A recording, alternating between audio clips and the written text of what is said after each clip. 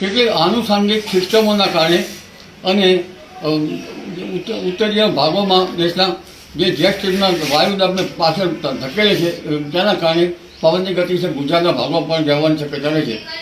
ગુજરાતના ભાગોમાં તારીખ 20 માર્ચ સુધીમાં તો હવામાનમાં પણ પલટો આવશે અને કોઈ ઠેકાણે આજે અને લગભગ આવતીકાલે ગાજવીજ સાથે વરસાદ થવાની શક્યતા રહે છે. પરંતુ આ વરસાદ જે છે એ 2 મિલીમીટરથી 10 મિલીમીટર, જવલે કોઈ ભાગમાં 15 મિલીમીટર થવાની શક્યતા રહે. વરસાદ કરતાં પવનની ગતિ વધારે મુશ્કેલીવાળી થશે.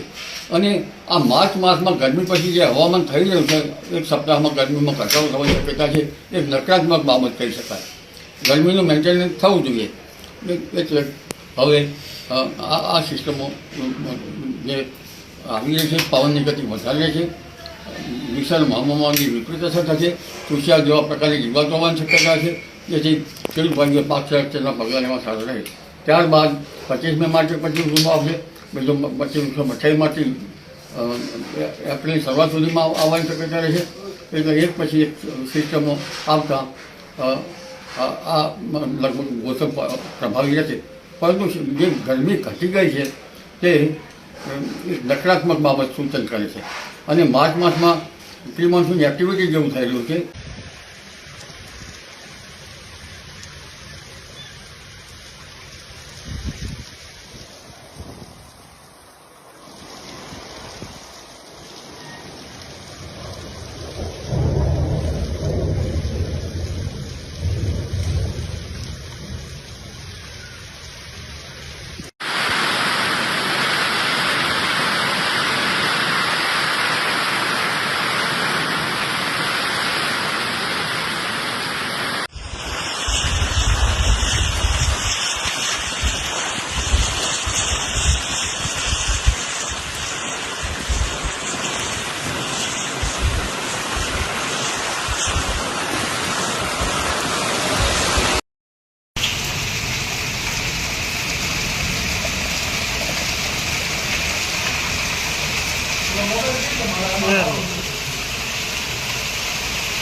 ઉતાર